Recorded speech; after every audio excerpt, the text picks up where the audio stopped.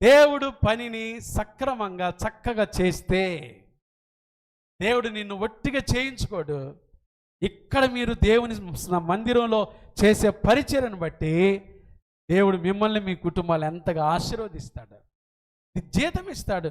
ప్రకటన గ్రంథం 22వ అధ్యాయము, ప్రకటన గ్రంథం 22వ అధ్యాయం 12వ వాక్యం ఏముందో చూడండి. ప్రకటన గ్రంథం 22వ అధ్యాయము 12వ వాక్యం చెప్పండి.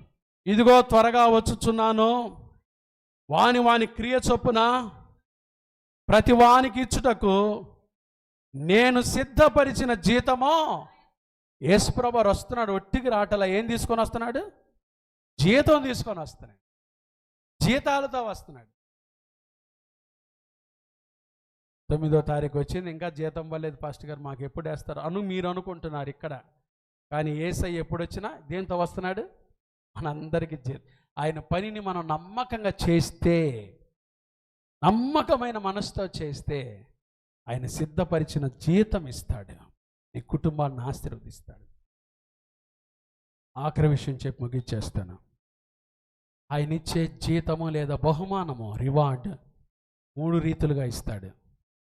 3 రీతులుగా ఇస్తాడు. 1 మత్తయి సువార్త 25-23 ఆ వచనం చదువుకుని ప్రార్థన చేసుకుందాం. మత్తయి సువార్త 25వ అధ్యాయము 23వ వచనం ఎలా ఇస్తాడో చూడండి. ఆయన ఇచ్చే ఆ బహుమానం, ఆ జీతం.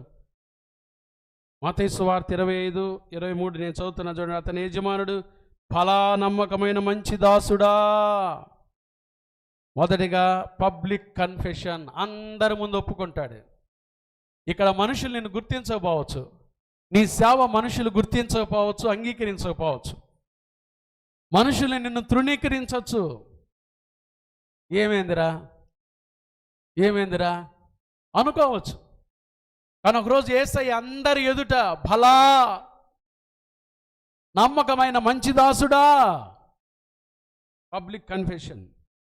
2వది 23వ వచనం, నీవి కొంచెంలో నమ్మకముగా ఉంటివి కాబట్టి నిన్ను అనేకమైన వాటి మీద నియమించేదను. రూలర్షిప్, అధికారం ఇస్తాడు. యేసయ్యతో 1000 ఏళ్ల పరిపాలన కాలంలో నీకేమిస్తాడో తెలుసా? 2 సంవత్సరాల పదవి కాలమే, కానీ ఇక్కడ నువ్వు నమ్మకంగా చేస్తే అక్కడ 1000 సంవత్సరాల పదవి కాలంలో, పరిపాలనలో యేసయ్య పరిపాలన చేసేటప్పుడు ఆడ నీకిస్తాడు అధికారం.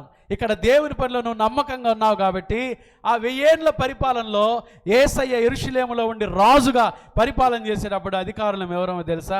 ఆయన సేవలో నమ్మకంగా ఉన్నవారు. ఎంత గొప్ప భాగ్యం చూడండి. నిన్ను అనేకమైన వాటి మీద నియమించేదనన్నాడు. 3వ మాట చూడండి, నీ యజమానుని సంతోషంలో పాలు పొందుమని అతనితో చెప్పి. యజమానుని సంతోషంలో ప్రవేశం ఉంది, విందులో పాలు పొందుతాము. ఈ 3 రీతులుగా బహుమానాలు ఇచ్చి యేసయ్య మనల్ని ఆశీర్వదిస్తాడు.